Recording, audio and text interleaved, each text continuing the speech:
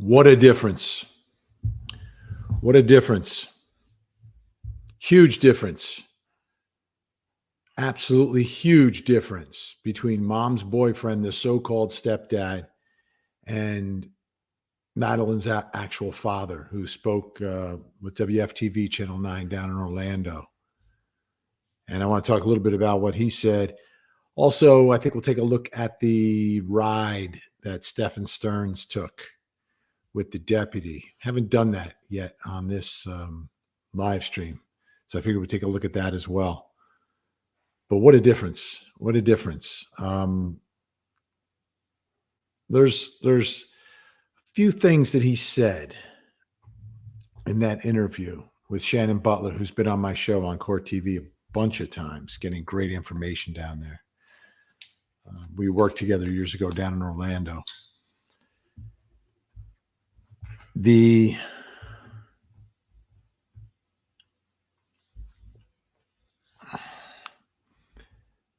emotion that you see and you feel is genuine. You know, we're all humans, right? We don't have to be body language experts sometimes to get that feeling. And I think the feeling you get in your gut many times is true. And what a contrast. And he was very measured. Tyler Wallace was very measured, Madeline's father, in speaking. He literally said, there are things I want to say that I'm not going to say. But one of the questions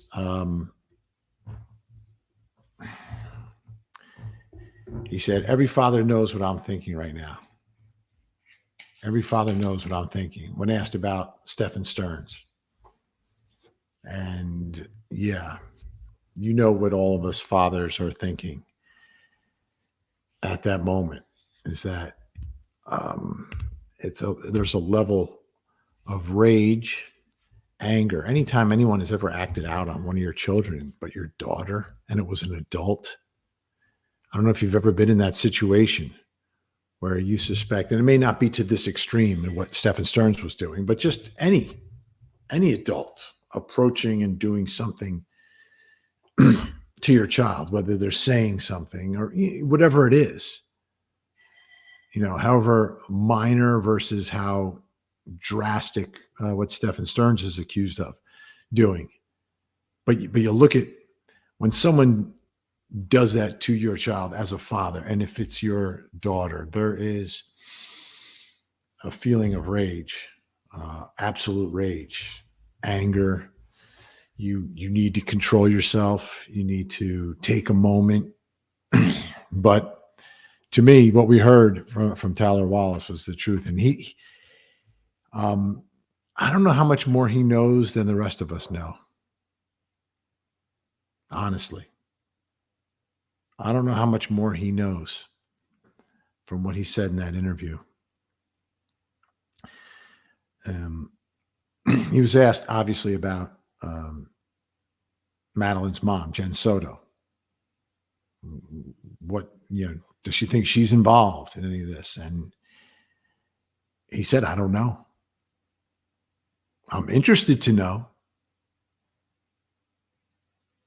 There are things investigators are looking at. These are the things that investigators are looking at. I don't know if you got that directly from investigators. It's what all of us have suspected from the beginning based upon the statements that didn't make any sense. Right?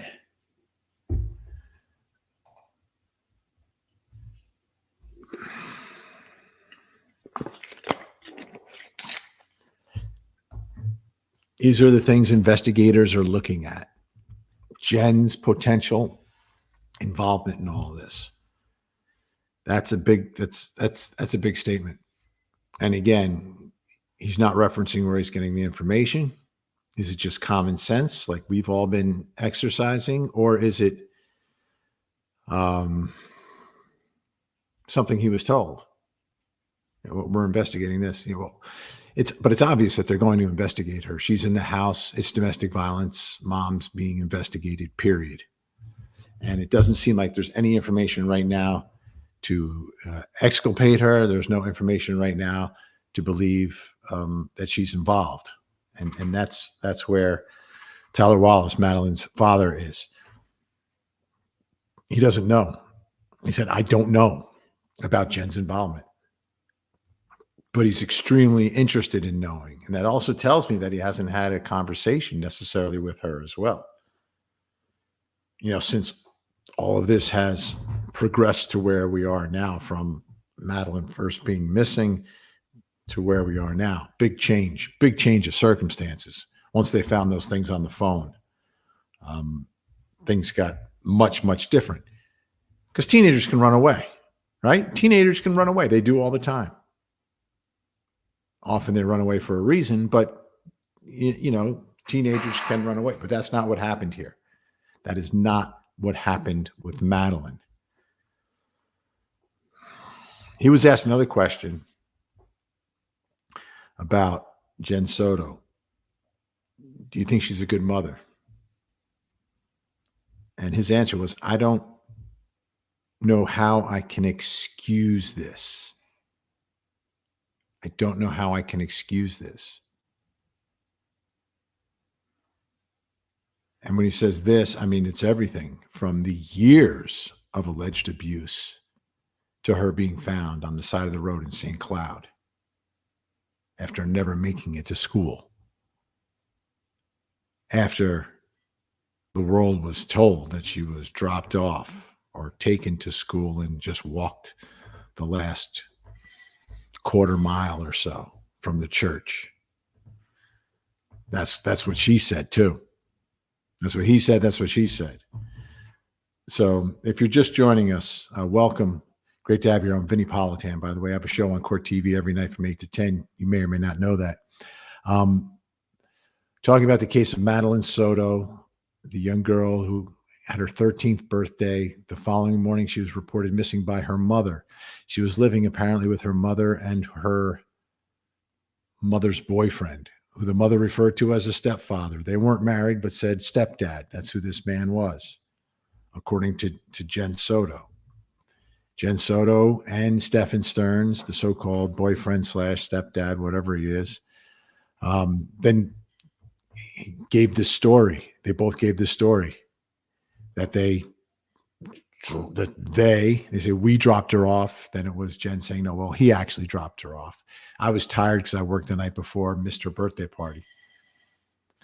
But gets dropped off at the church and then walks to school because she's embarrassed to be dropped off by an adult at middle school, which is, I'm not buying it. But anyway, that's what he said. Watched one too many TV, teen movies.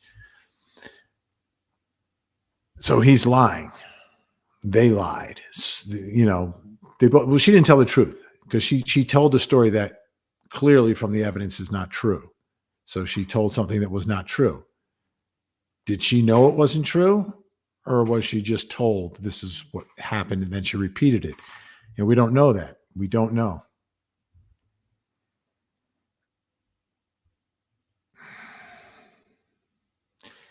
Is she a good mom? I don't know how I can excuse this. And then he said, I don't know the whole truth. He wants to know the whole truth. The question is, where is he going to find out the whole truth? Will he find it out in a courtroom at a trial? Will Jen tell him the whole truth? Investigators may share things with him ahead of time, but clearly upset, clearly angry too at times. And you can understand it. He and his wife live in Texas. All right. Let's see who's here. Melly's here, of course. Good morning, Melly. Thank you so much, Melly. So this ride here, I think I'm gonna play the video. I'm gonna roll through the video. We'll watch it together, and we can kind of comment on what we're seeing and what we're hearing. It's about a half-hour video, but I'll roll it out. I'll just play it. I've got it queued up so we can roll that out. But this just shows the difference, right? Like once you watch this video, a lot of people, having very strong opinions about what's in that video. Now, I think all those opinions should be focused on the accused child molester. And for him, I'm looking at him in the back there in that moment, and I think he realizes that it's over. Like this whole thing he's been getting away with for literally years, according to investigators. Literally getting away with this for years. It's all over. It's done. And the rest of his life is going to be behind four walls, perhaps in protective custody for a large portion of it. Nicole, thank you, Nicole. I appreciate that so much. Thank you so much. So there's really a contrast between the boyfriend and the father, like just in the way they're speaking, the way they look, the vibe you get from them, even though, they both are bearded. Like, I don't read much into that. Although I did mention on the air that when he's sitting in the back seat there with the eyes darting and stuff, it looks a little bit like a young Charles Manson, but that might just be me seeing that. But when you hear and someone speaks and they're interviewed and they talk, there are things that just rub us the wrong way. And Stephen Stearns, when he spoke, rubbed us the wrong way. Whereas when Dad speaks, it's a little bit like, this is what you would expect. He's measured. He's reserved. He's trying not to like rage, but he explained that inside he's feeling like every father would feel under these circumstances. There's from Sandy. I'm thinking Jen's attorney are keeping her hidden and hushed as a mother. I can't believe she was clueless. Yeah, could she have been clueless through all of this? Like, that's extremely clueless. Wouldn't be the first time though. Like there's this being completely clueless and then like convincing yourself that nothing's happening, right? Avoiding signs and things. I think that's more likely than her actually being completely clueless, but kind of like not paying attention purposely sort of to the clues, like convincing yourself that everything's okay. Everything's okay. He's a good guy. He loves me. He loves me. He loves me. He loves me. I'm not alone because this man loves me. And then you avoid, you miss all the obvious signs. And it seems that they had family close by also. And, I don't know how much interaction, but it seems like everyone's kind of in that area, sisters and mothers. And usually when sisters and mothers and everyone's living in the same town, they spend a lot of time together. And I'm wondering if anyone else in the family, noticed or saw anything that just didn't feel right. Thank you so much, Sandy. That just didn't feel right. I'm not sure. Oh, by the way, while I have you here, like 240 follows away on TikTok from hitting 10,000, which if you're doing TikTok from a PC, that's like a magic number, 10,000. If I get to 10,000, then I think I can live stream this show on TikTok as well as Facebook and X and YouTube, obviously. And the other and Twitch and the other places where we're going. Just like to make the show available across all platforms, but from the PC, they added extra layer. Unlike from your phone, you can go live from TikTok, whenever you want.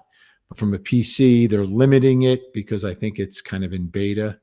So, if you could just follow me on TikTok, it's just my name. Vinny Politan. If you could do that, I think we could get over the hump today. Because we've done almost like 800 in the last two lives that I did. So I appreciate that. Kate, this guy's the worst of the worst. Oh, thank you so much, Kate. Exit 145. That's my exit. That's my old exit 145. All New Jersey viewers have to put their exits up there. Kate, yeah, I'm West Orange, 145 to 280 West.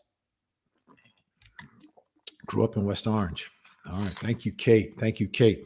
So let me just check. Unless there's a big objection, I'm going to roll that video.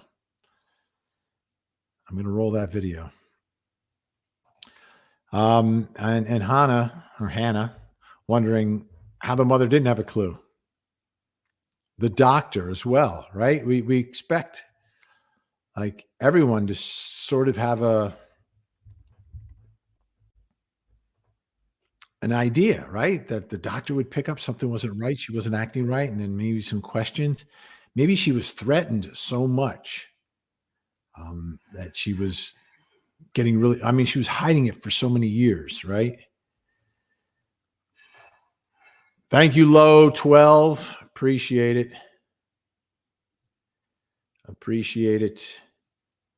All right. Trudy with the booty followed. Thank you, Trudy with the booty. You got me on that one. All right. So what I'm going to do, and we're hitting 2,000 already on this Monday, this early. Let's do this. Let's roll that video. And this is because we haven't seen or heard much from him since he's been charged and arrested, Stephen Stearns. So on this part of the video, this is where he's picked up and taken. So I'll probably hit the pause button a few times when I hear things. His audio is not the easiest to hear, but let's take a look. I'll have this thing rolling right now. And I don't think the audio's kicked in yet. Let's see, but there he is. You see him in the back. A couple surprising things about the video. The first thing that surprised me was that the little slider, the officer kept that open. And it looks like he's restrained in the back. It looks like he's pretty well restrained in the back. Whoa, that's loud. Oh, that comes loud. All right. But now the officer is getting inside there, the deputy. I'm transporting him for 30 minutes away.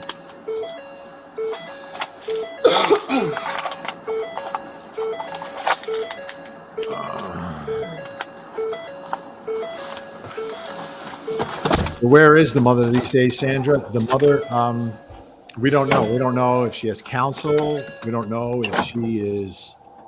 I'm going to make it warm for you, okay? Thank you. You're welcome. Now this, what he just said there, he said he's going to make it warm for him. Okay. Because he was complaining about how cold it was in the jail cell. Oh. It was cold in the jail cell. Oh. I just don't feel, any sort of sympathy.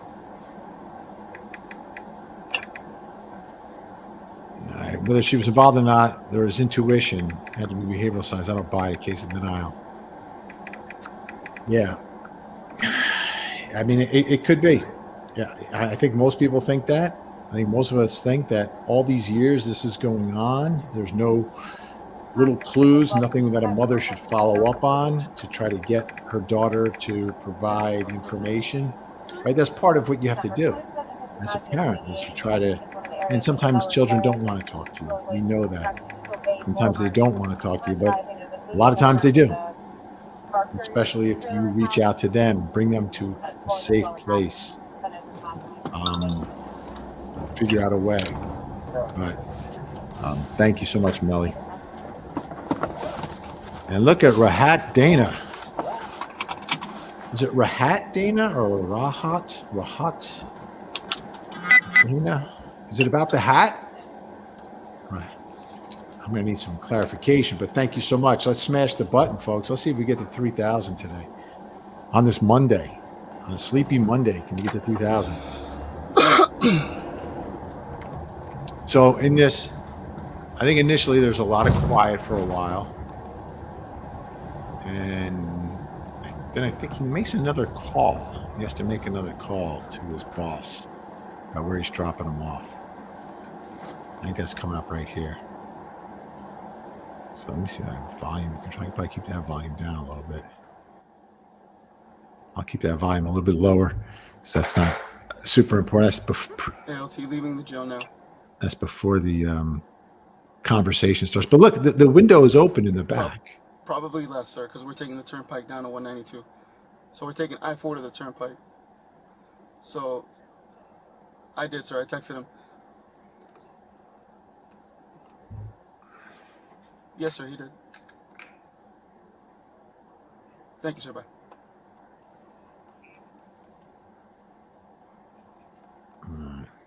Paisley, thank you for sharing that. Thank you for sharing that. Probably not easy for you, but we appreciate it. Good parents do. Good parents do. And we just don't know the level of what this predator went through to gain access.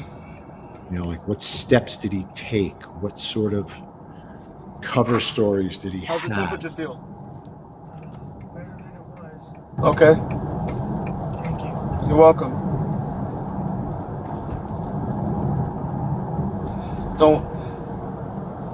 Don't know why they don't do that. You know, why don't they just kind of like at least give you a blanket, you know? My core temperature was down. Every time they took it, it was like a degree or two lower than it should have been. Wow. Couldn't regulate. Sleeping on bare metal. The first night I was on a concrete floor with a roll of toilet paper for a pillow and nothing else. Does anyone have a violin? Begging for a blanket or a pad to sleep on for like 2 days. I think they were supposed to do stuff like that. Oof. That sounds rough, man.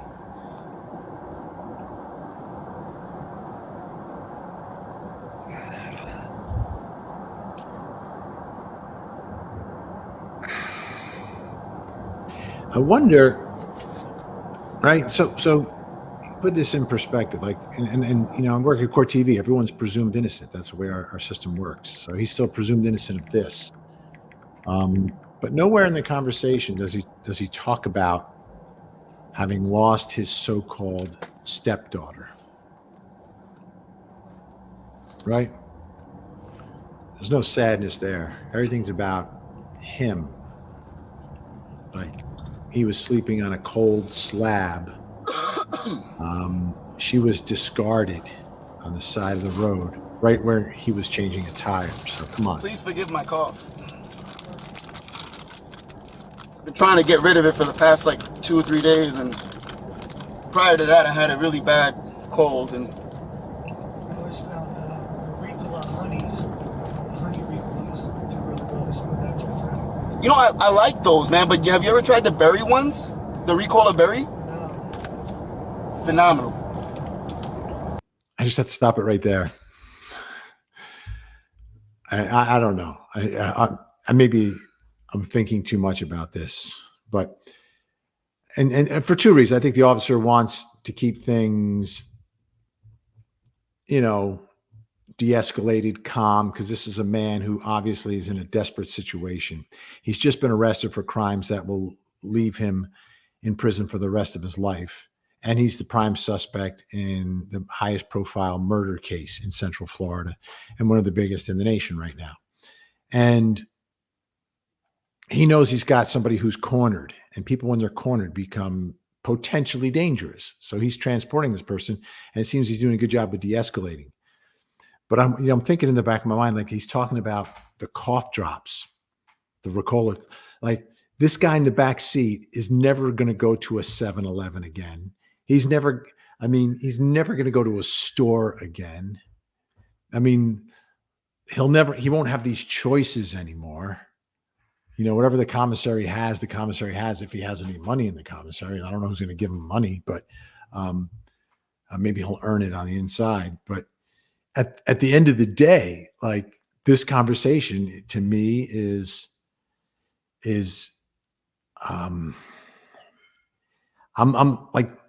I'm perceiving it on a different, like a little differently because of the circumstances of the man in the back. Like in the man in the back, like talking about what flavor cough drops you like. To me, there's almost like a level of like zinging it to him, right? But I'm sure that's not what this officer's doing. But I'm thinking in myself, like, from his perspective, never again will he walk into a store and decide if he wants the Ricola cough drops or the Ludens, which are the best, at least taste the best, or some other brand, right? Like that's not his life anymore. His life is over. Like he's in the back. I mean, you have to understand this. At this, he knows what he did. He knows what they found on his phone. You're not getting away with that. It's over. Like never again will you be a free man, which is why he's so potentially dangerous. Anytime you got to get him from point A to point B. All right, I'll keep it rolling. Thank you, Rosie. The Ricola berry ones, they almost taste like candy. Yeah, you gotta be careful because the honey ones are the same way. But once you get to the middle part, it's rough though, because like it's got a punch. You're talking about the ones that have like the it's like a gooey menthol inside of it. The solid ones that are just the honey. So you haven't had the ones that have like the gooey part in the inside? And you never will. Those are good until you bite into it and you're like, whoa, like it's a burst of like menthol. Yeah, it is. Yeah, you never get one of those. Never. All of us are extremely professional. I just got the regular Hall's cherry. It's what I find at 7-Eleven, so. I've never been one for cherry cough drops. Really? It just tastes too medicinal.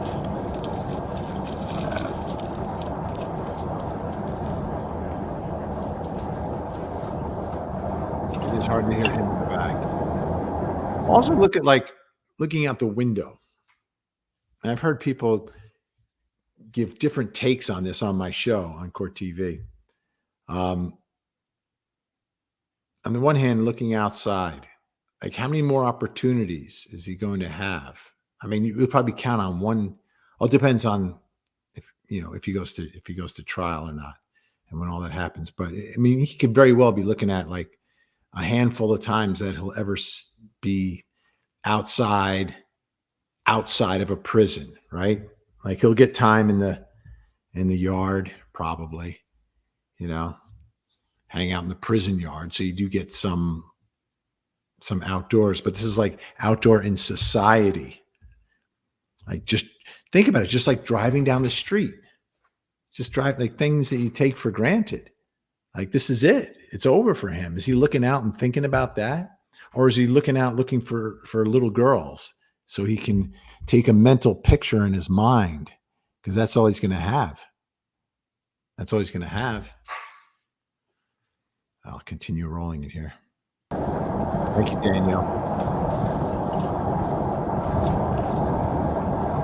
I can't get my kid to drink medicine. I gotta like mix it in his orange juice. For real, I gotta like literally like here drink orange juice because it's good for you. It's vitamin C, and because he'll literally like not drink his medicine like at all.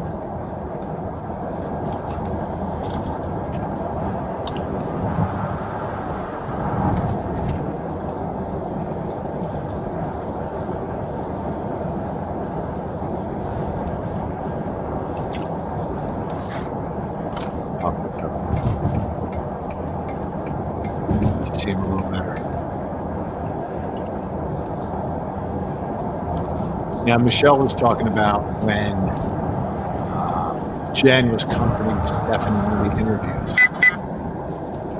That was weird too. What does it tell us? It tells us about the nature of their relationship. I guess they were close.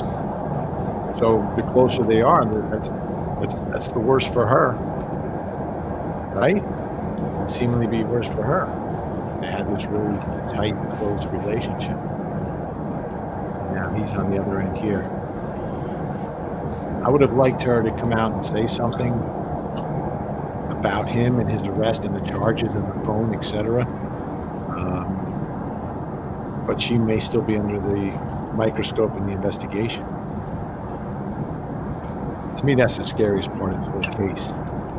If mom actually knew and allowed and permitted it to happen. To me, that's the tough part.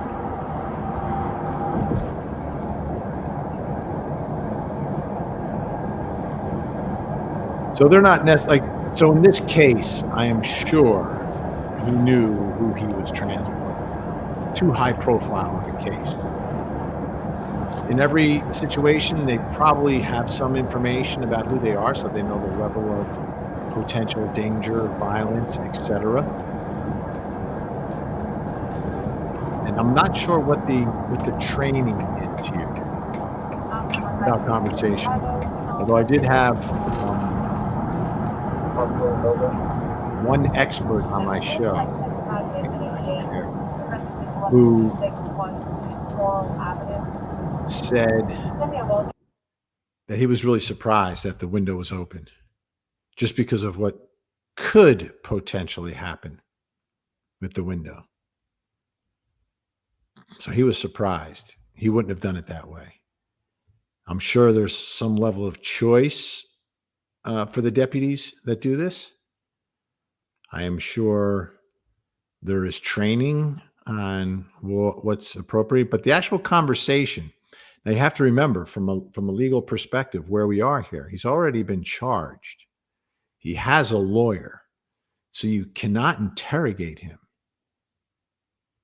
And it's, you can't dive into, like, someone who has a lawyer can volunteer information at any point, right? They can blurt it out, a confession, etc. But you can't question them to solicit anything, because anything that you gain from that questioning at this point would be inadmissible. He's got a lawyer. Was he Mirandized again? He's already exercised his right for an attorney. He's got an attorney. So, and he's got an attorney. Where are you going? You can't, but you can have regular cordial conversation. You can't interrogate him. You can't ask about the case. I mean, you can, but anything that he says will not be used, will not be permitted in a courtroom.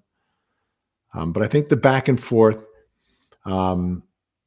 creates rapport, and who knows, maybe he blurts something out, but you cannot attempt to pull it out, if you know what I mean, because that would be challenged, especially at this stage of the process. He's already been charged. He has a lawyer. I'm sure he's already taken his fifth, and his lawyer said, no questioning without me.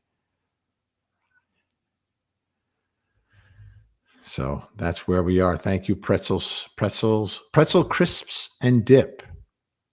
If it's crisps, then I think this has to be from the UK, but I may be wrong. Okay, it's pronounced, see, even there, I don't know how to say it. Is that Rayhat? That wouldn't be Ray. That'd be Ra. Ray. I'm going to struggle. Rahat.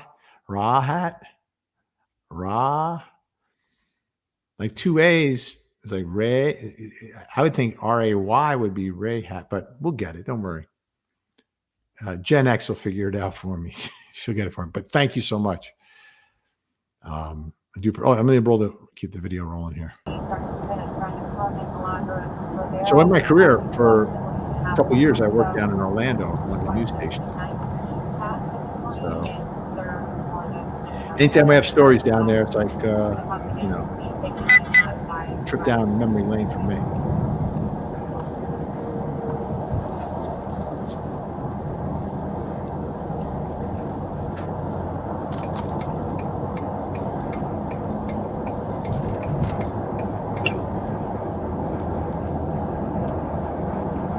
Good question from Vibes. Thank you, Rahat.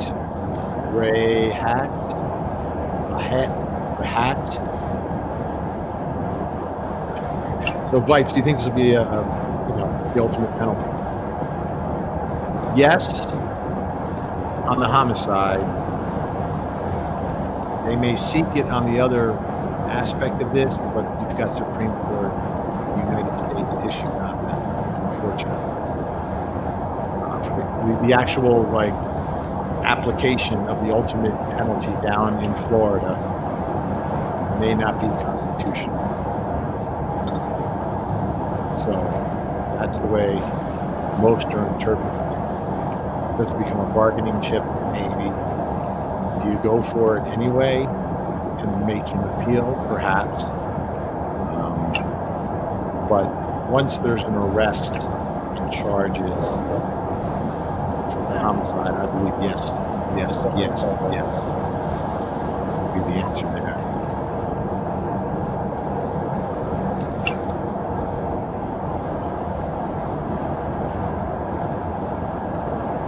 All right, Gen X moderating for us.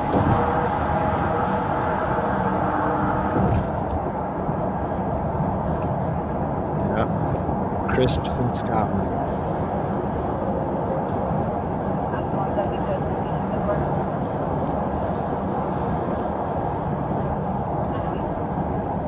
Sally Seashore. She sells seashells by the seashore. Yeah, I think we're talking about a very, very selfish person in the backseat. Zero concern for anyone else. Car's too loud. All right, bring it down. I'll bring it down. All right, bring down the volume. The car was loud.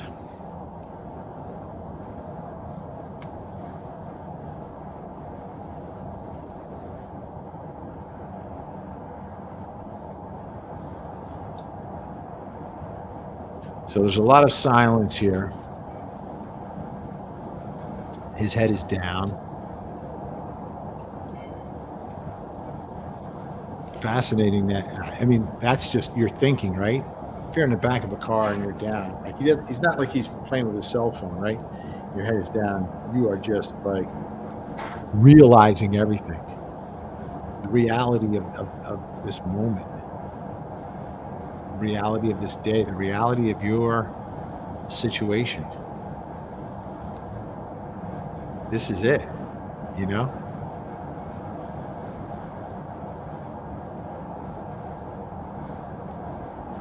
And this is the day that Madeline is found. Think about that. This is the day Madeline is found. This video.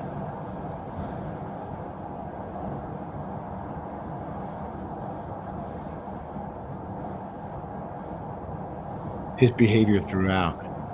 Now, if you think about his behavior in this story, this case, in this investigation begins when she was just 8 years old, right? So you talk about all that behavior.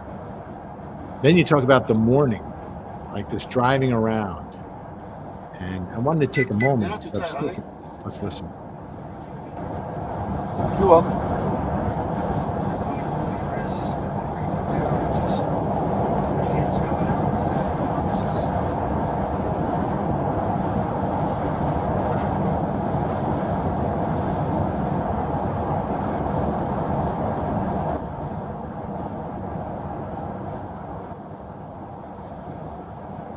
So I'm waiting for the conversation about music to come up, which was bizarre as well. But the behavior that morning. So here's I'm just going to press mute, stop on this for 1 second. Here's what bothers me the most about Jen Soto's statements. The statement where she says she sees her daughter getting changed at 8 o'clock in the morning for school. When Stearns is coming back to the complex at 8:19 and she's not, you know, she's died already. At 8:19, returning at 8:19. So how is she getting dressed at 8 o'clock if at 8:19 she is returning deceased in the car?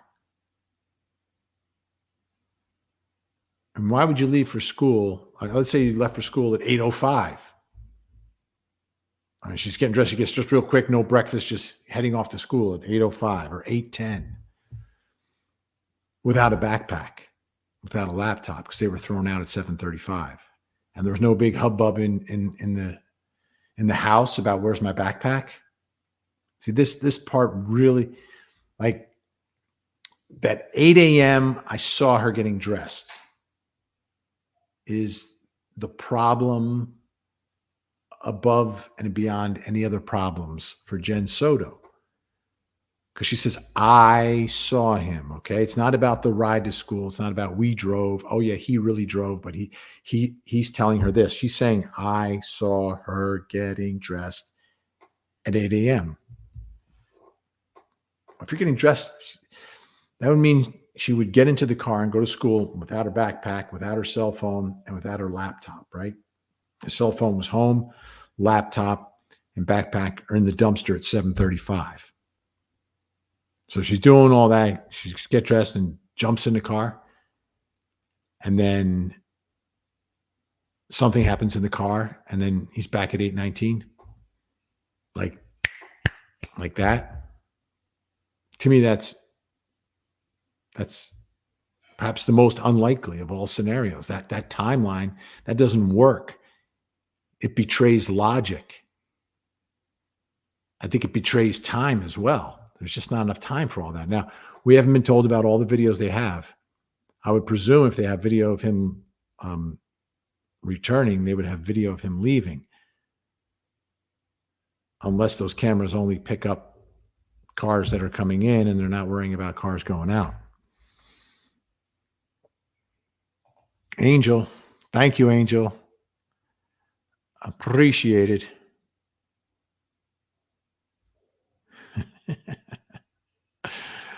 Okay. And Sarcasm for Fun wants me to double time on the video. Smash that thumbs up and the check mark and everything else. Thank you so much. 2,300 we got. 2,300. Got a good number. All right, I'm going to keep rolling on this.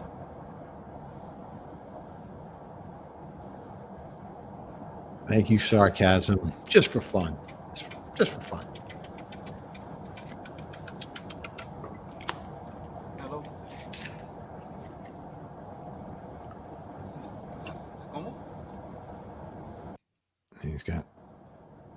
Okay. All right, his head is up now. Stearns' head is up, Ya pasamos looking out the window, front window. las 5:28. O sea, cerca de Florida Mall. And it sounds like he's trying to eavesdrop on the conversation, Pero yo puedo acelerar. which I believe is Spanish, correct? Sí.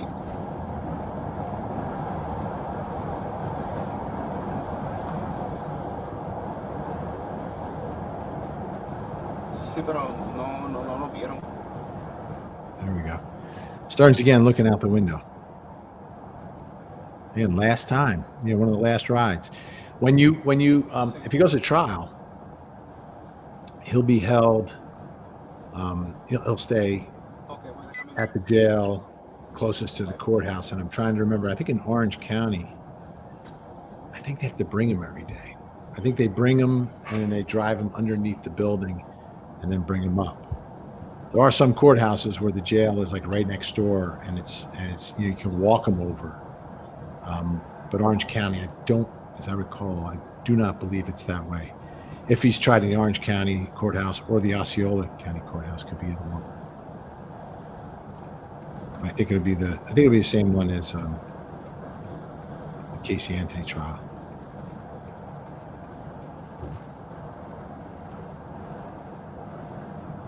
All right. Oh yeah, for those of you just joining, the only thing I can ask you to do today, because I want to hit 10,000 on TikTok so I can stream live on TikTok too, is you can go over to TikTok. It's just my name, Vinny Politan. Just remember it. Let me check. See if maybe I've hit it already. I can stop bugging everybody. Let me see. Refresh. Oh, we're getting close. We're getting close. We're less than 200. Less than 200. So if you go over to TikTok and just follow me on TikTok, that'd be awesome. Take you a second. Just jump over there. So a lot of silence. Like most of the news organizations, like my own, will clip the pieces where there's conversation and not necessarily show everything that happened. But this gives you a much better perspective on just how chatty So your body get back to a normal temperature? was or was not. Yes, sir.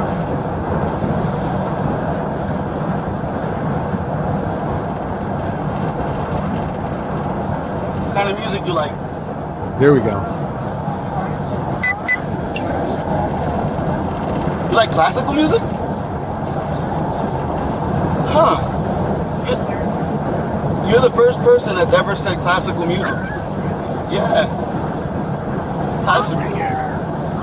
Like what? Like give me like a classical song or Exact names, but some of them Beethoven. Oh, come on. Come on. I like classical. Well, name one song. Well, you know, Mozart, Beethoven. Give me a break. Give me a break. That's a lie. Let's watch as it continues. You're the first one. I've never had anyone tell me classical music, and I actually like classical music. I do. I've never been to like an orchestra or like a concert like that. I've never been to one. I think I went to my school field trip once. It's amazing. Something about having classical music going in the background, reading and studying. It's just peaceful. Also, very emotional. Yeah.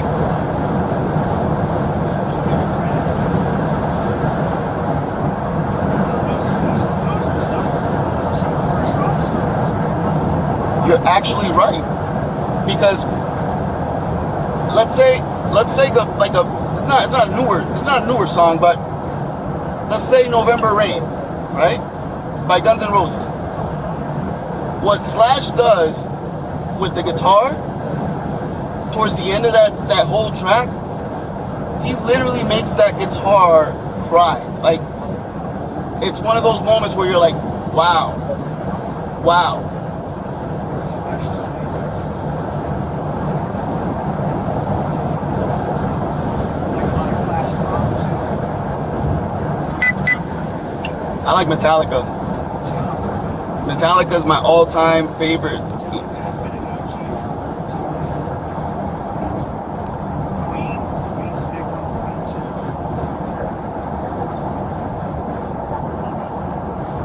too. Queen is, yeah. I haven't seen that latest movie with like the guy that was on the sitcom. I haven't seen the Queen movie I've yet. seen that movie. It's actually really good. It's a great job.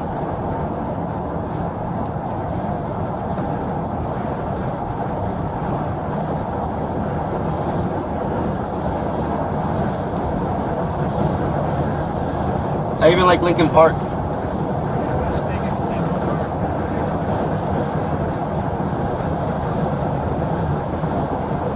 It's such a shame we don't get a chance to. Well, he followed along the same lines as this guy from Soundgarden. I forgot his name.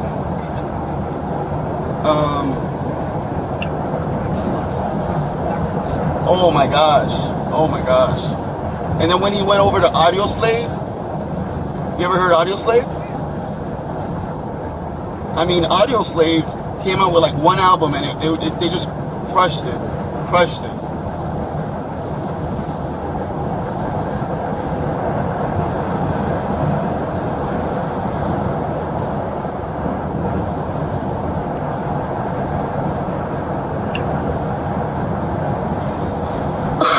But classical music, wow. Sometimes have trouble remembering the names of the tracks, but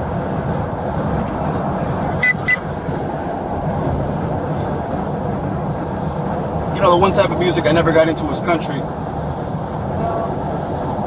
What? No country music. I live in Georgia now, so it's here. So what I find interesting in the conversation, quickly went away from classical, right? That was fake. That was fake. It was whatever that was. Like you're trying to impress somebody. I'm really into classical. Oh yeah, all the, you know, your Beethovens and Mozarts. That's what I'm really into. And come on. Yeah, I remember, what movie was it? What movie was it? Was it Pretty Woman? I don't think it was Pretty Woman, where she's naming all the all the all the designers, like Goosey, and what was the other one? Oh, I can't remember. Anyhow,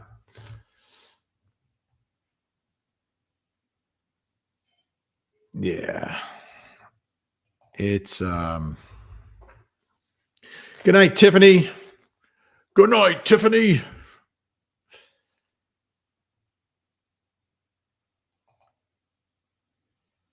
Yeah, I mean that's part of it. I mean, think about it. If your job is you're transporting criminals, that's part of your duties. It's not easy. Not easy. I just can't relate to it. I grew up in the city, so not much that I can relate to driving a tractor and stuff like that on some of the songs that I've heard.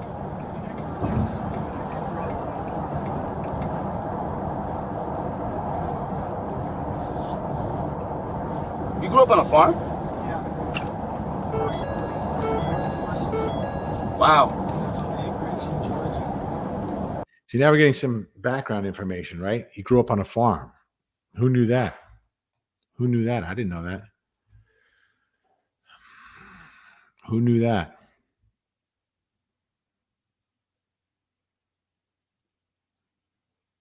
He's got California, a little bit of a California background.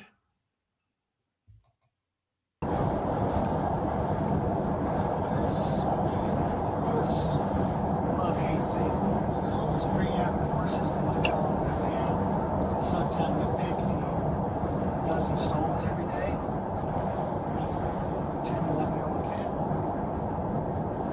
Once pushed away, we had this dumpster with a ramp that we pushed the wheelbarrow's full horse poop up into.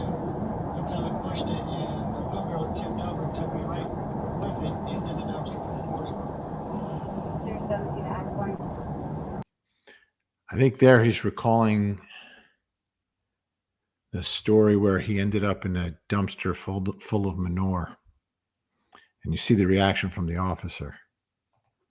A dumpster full of manure.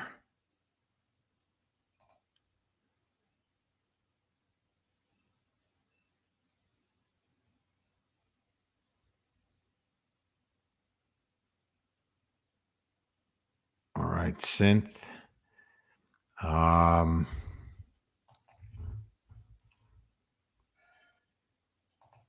right.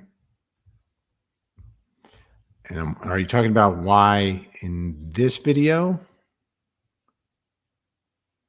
he's not questioning him about the video, the school drop-off video?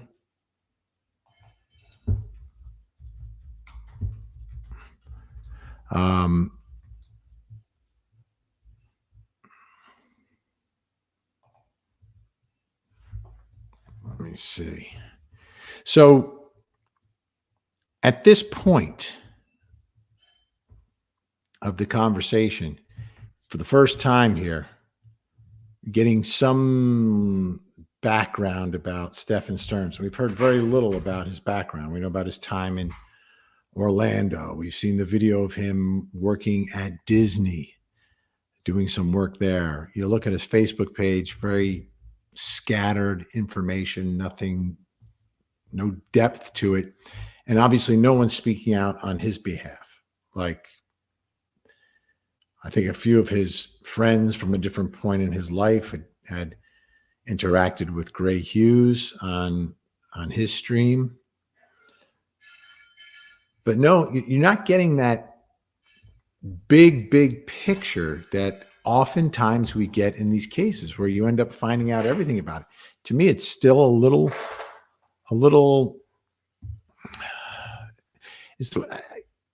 Vague, I think, is a good word. Like even the relationship, like Jen and Stephen Stern's relationship, to me is still at this point vague. It hasn't really been fleshed out. Like the person who could flesh it out is not talking, Jen Soto.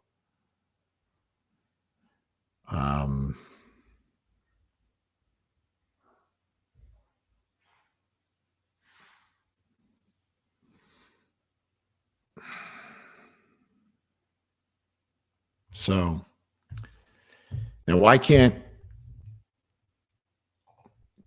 the limitations on these conversations in these cars obviously are all once someone's been charged, has representation, etc. You cannot interrogate someone in one of these rides. You just can't.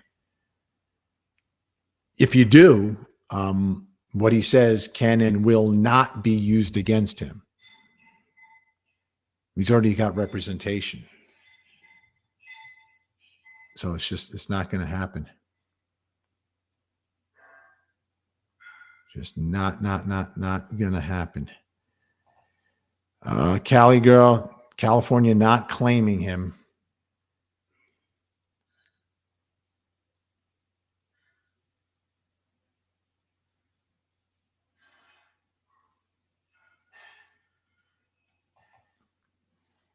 In general.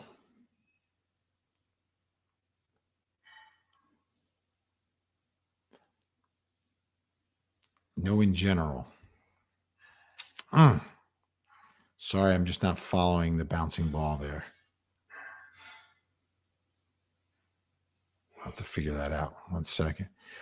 Inside investigating how to best relate to get him talking. Yeah. And here's, but where we are at this point, March 1st, he's already charged at this point. He's already charged. So you're not going to get...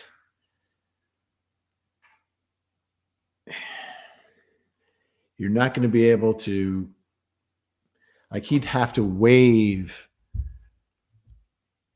his rights at this point because he's already exercised them through his attorney. If this is the first, earlier in the week he was arrested, he would have been provided counsel and through counsel waived one of his appearances, one of his first appearances. And in Florida, you're supposed to appear in court by law within 24 hours of being arrested. You have to get in front of some sort of a judge within 24 hours. And he waived that through his attorney, so he has representation. So it gives you some insight. And I think the best you could get from an investigatory perspective at this point where we are is a level of comfort, and then he volunteers something. It can't be interpreted by a court to be like you're trying to get it out of him. You're really pulling. Because if you do that could be deemed an interrogation. If you're using some specific technique to get some specific information from someone who has counsel and is being transported. But people in custody, I mean, they do make admissions. Most of the time, though, it's to a fellow inmate. And in those cases, the protections that are afforded criminal defendants from being questioned or talking to the government or the state or law enforcement are different than just talking to another inmate. It's different. Doesn't apply. But those types of confessions, as a prosecutor, I hate them. It's great to get the information, but I hate if you need that information and you need to put that witness on the stand because that person's a criminal. And I got to rely on the words of a criminal to convict another criminal. But sometimes, oh, here we go. I'm sorry, Synth. Why not talk about if there is or isn't school footage? Everything we've been led to now, early on, there was talk by Jen Soto that there was some church video, grainy from that area. Okay, if there is video from there and it's grainy, maybe there's another child walking, and initially investigators thought maybe that was Madeline. Or investigators were telling them something they knew wasn't true as part of the investigation. But I have seen or heard nothing about any video involving the drop-off at school. Now, he alleges that he dropped her off not at school, but at the church just down the block from the school. So it's like 0.4 miles, I think is the total distance. Less than half a mile is where the school is. But you can almost, I think you can actually see the school almost. You go under a little overpass, the highway, I think it's Highway 417, passes over top, and you walk underneath, and then you wrap around, and then you're in front of the school. We sent our producer down there, and he actually did the walk. It didn't take long. It was relatively close.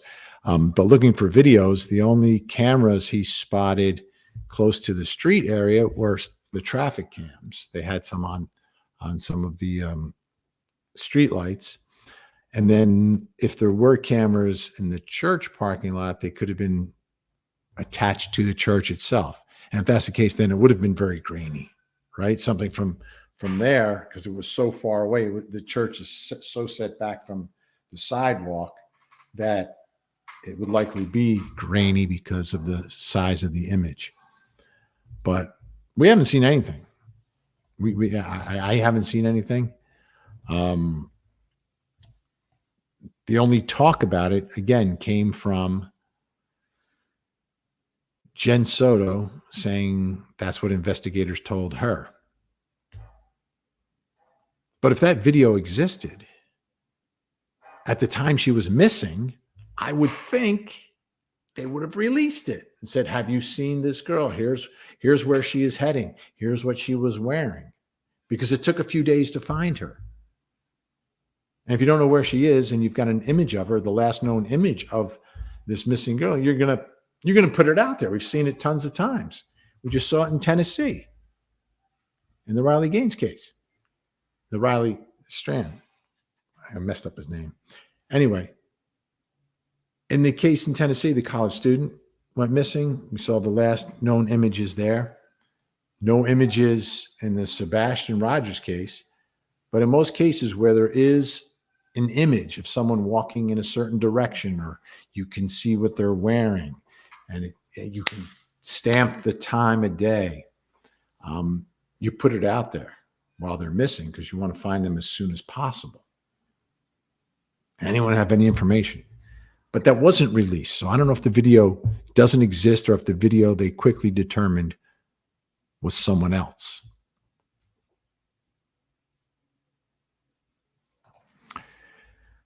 I see mom blame Maddie and help with. Ooh. And Glenda, this is possible. But, every time I think about that, I hope that's not the case. That level of broken trust, that level of depravity by a parent, I hate those cases. Really bother me the most. But it's a possibility. And I'll get back to what I was saying in the beginning of the stream here.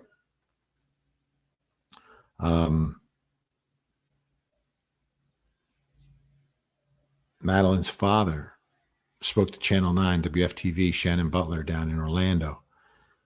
And some of the things that he said about Jen, I don't know about her involvement, but I'm interested to know if there is anything. But he didn't know anything, but he's interested to know if there is anything. And he said, these are the things that are being investigated. Then he was asked, is she a good mom? And he said, I don't know how I can excuse this. And then he said, I don't know the whole truth. And I think that's where we are. He doesn't know. We don't know. But that would be so horrible, right?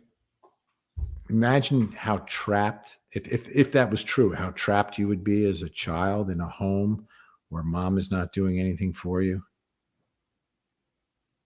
And you're being abused by this man she brought into the home, and mom knows about it.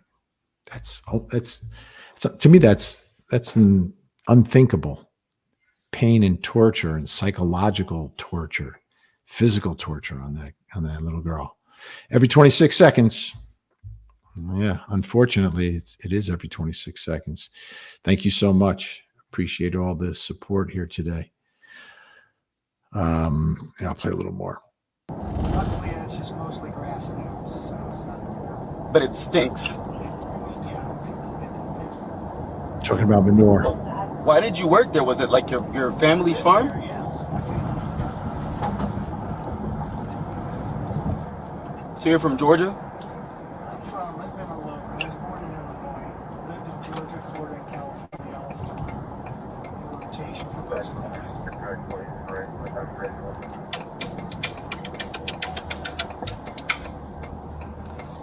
Hello. Estamos, sí, está todo bien. Estamos como Born in Illinois. estamos en la 192. Born in Illinois. Bye.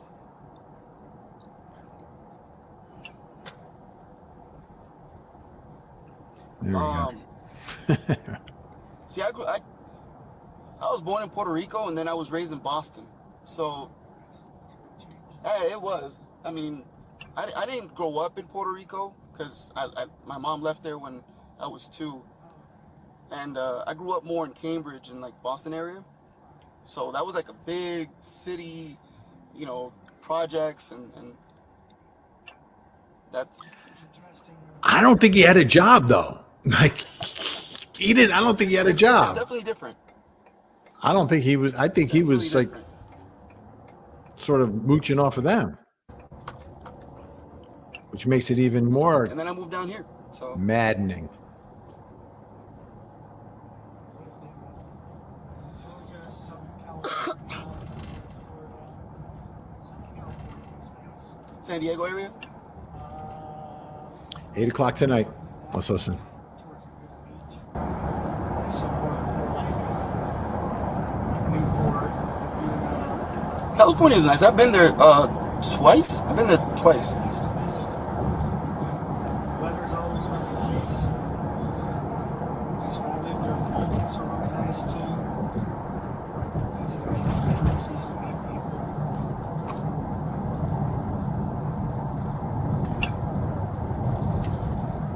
Beaches are just amazing. Blue Pacific water, cold as cold can be.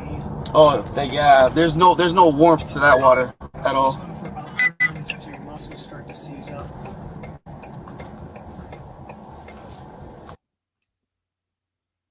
Another reminder: you won't be swimming in any oceans or lakes or any other bodies of water. The only water you're going to have is from the toilet bowl in your cell and the shower stalls, however often they let you take a shower.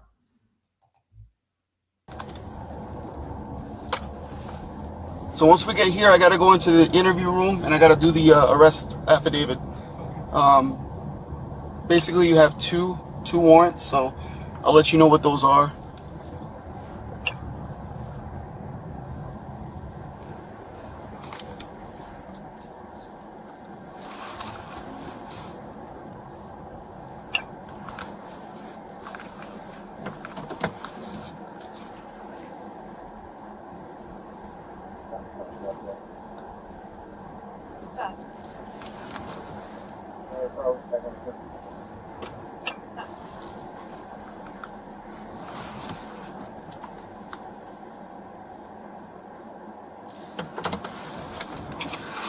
Roger.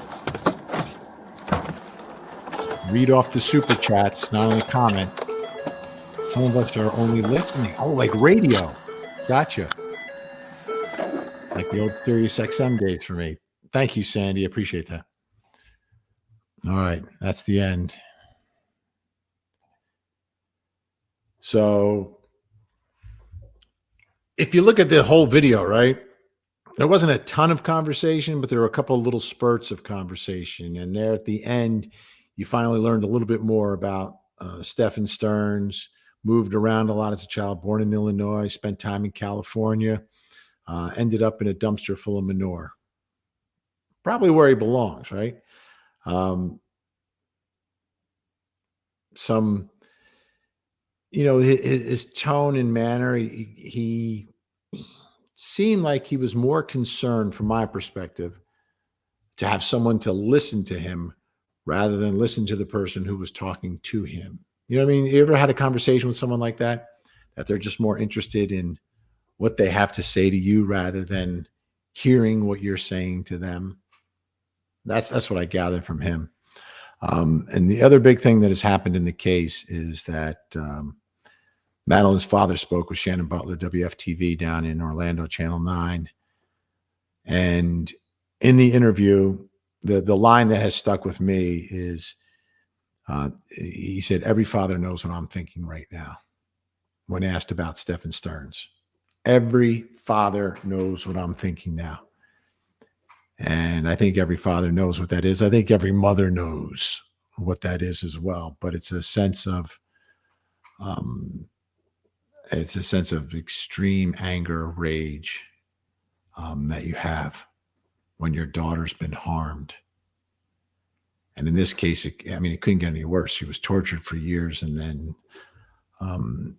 ends up being discarded on the side of a road. It doesn't get worse. It doesn't get any worse for this little girl.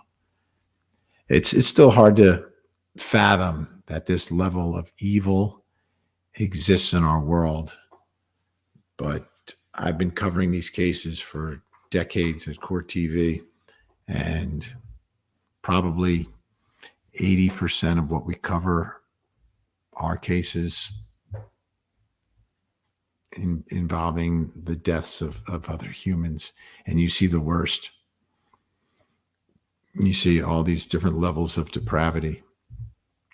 And in our world, this is right there with the rest of it. Like, sometimes it can be a stranger on a complete stranger, like the Idaho students case, like that. Where does that come from? Where on earth does that come from? But then you look at a case like this and like, well, where did that come from? I mean, there's a little more of an explanation here, right? Because of what had been taking place for years. He enters into her world through her mother to gain access, and then manipulates for years. And then something happened when she turned 13.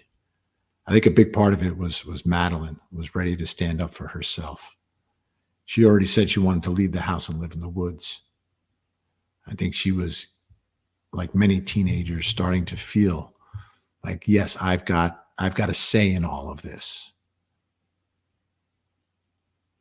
Some of us as parents, those teen years are rough, but they're rough for a reason. This is the point of life for a child, where you go from just, all right, what do I do now? What do I do now? To like, oh, wait a minute. This is my life. I have a stake in it. I have a say. And maybe it was time for her to like, no, you're not going to do that anymore. And that could have been what led to this tragic result. And the end of the abuse. It was the only way the abuse was going to end. What a sad case.